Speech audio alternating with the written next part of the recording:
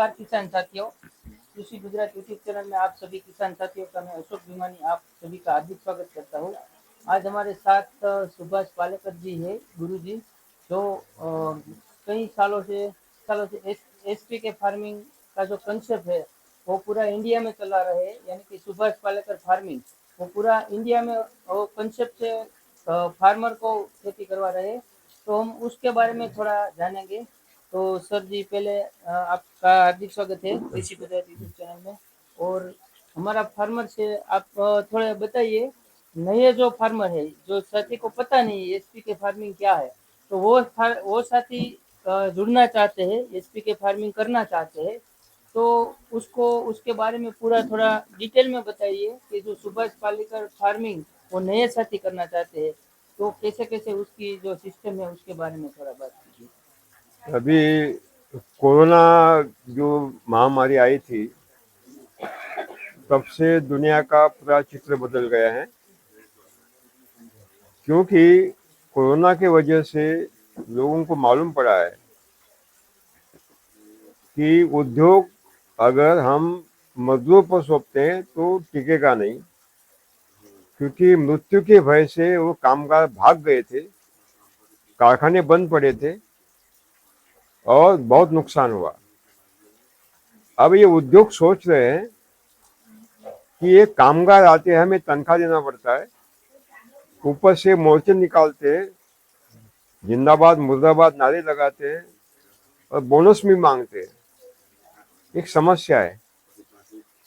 और वैश्विक महामंदी से क्या हो रहा है कि उत्पादन तो बहुत हो गया कंपनियों का, लेकिन उसको बेच नहीं सक रहे, इसलिए वैश्विक जागतिक महामंदी बढ़ गई है।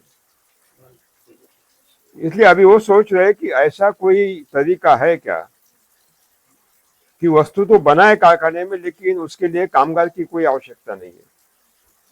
तो उनको मिल गया है, उसका नाम है रोबोट, यंत्र मानव, और उसको चलाने वाला आर्टिफिशियल इंटेलिजेंस, यानी नकली बुद्धिमत्ता।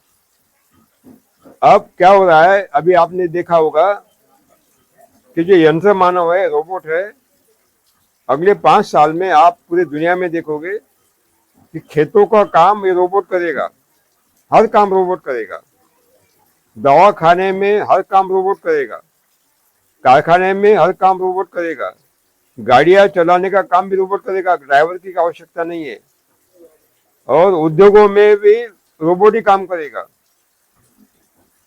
इतना ही नहीं, घर में भी खाना पकाना सब कुछ काम रोबोट करेगा, यानी पत्नी की आवश्यकता ही नहीं रहेगी।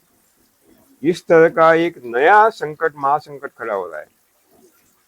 इसमें उद्योगों को मुनाफा ज्यादा बढ़ता है, क्योंकि कामगार रखना ही नहीं है, उसको कोरोना होता नहीं है तो भागता नहीं, वो तनख्वाह मांगता नहीं, इसलिए बेकारी बढ़ रही है। यानी जो पुराने नौकर है उसको निकाला जा रहा है, नए नौकर अभी भर्ती नहीं हो रहे हैं। बेरोजगारी का भस्मासुर पूरी दुनिया में भी फैल रहा है। आपके पास डिग्री है लेकिन नौकरी नहीं, क्या करेगा? सूरत में सारे हिंदुस्तान से लोग आते, बच्चे आते, युवा यहाँ काम करते। नरकवास की जिंदगी है उनकी, नरकवास। 15-15 घंटे काम करना पड़ता है।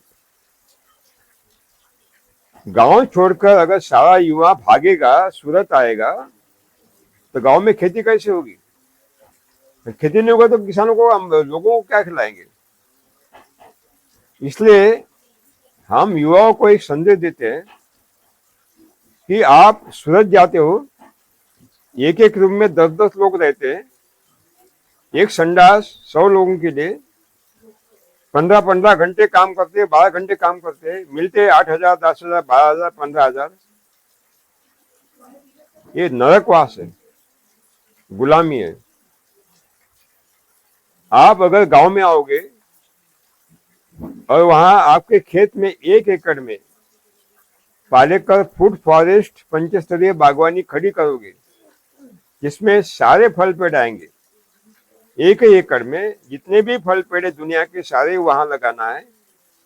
फल पेड़ के नीचे सब्जियां लगाना है, कठोर लगाना है, यानी दालें लगाना है, मूंगफली भी लगाना है तेल निकालने के लिए, हरी सब्जियां भी लगाना है, कंद भी लगाना है, जो घर में खाते वो सब लगाना है खाना पकाने के लिए। और हमारी गौ माता का चारा भी उसमें लेना है। 1 एकड़ में पहले साल कम से कम 1.5 लाख रुपए मिलेगा,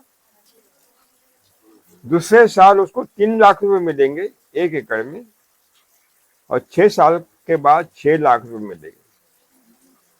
3 लाख रुपए माने 25,000 टन का घर बैठे उसको 2 साल में मिल गया।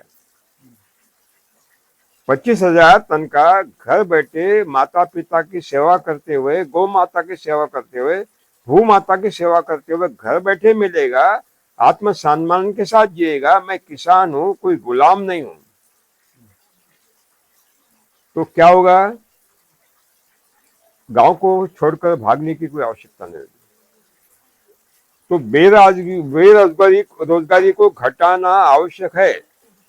ये युवा शक्ति को काम देना बहुत आवश्यक है। नहीं तो जो बांग्लादेश में हुआ अभी वो सारी दुनिया में फैलेगा। बांग्लादेश में शुरुआत हो गई है, वहां के पंतप्रधान को भागना पड़ा है। सुप्रीम कोर्ट के जो न्यायाधीश है उनको त्यागपत्र देना पड़ा। बहुत बड़ा अराजक पैदा होगा। क्यों? ये करने वाला कौन है आंदोलन? ये युवा पीढ़ी है जो बोलते हैं हमें नौकरी नहीं है, हमें नौकरी चाहिए, हमें रोजगार चाहिए, रोजगार नहीं है। ये जो महाभस्मासुर है, अगर भारतवर्ष में भी इसको रोकना है, युवा शक्तियों को अच्छे काम में लगाना है, उसको जिंदगी चले, परिवार चले, परिवार आत्मनिर्भर बने, इसके लिए 1 एकड़ का मॉडल हम सुभाष पालेकर कृषि जन आंदोलन के माध्यम से खड़ा कर रहे हैं।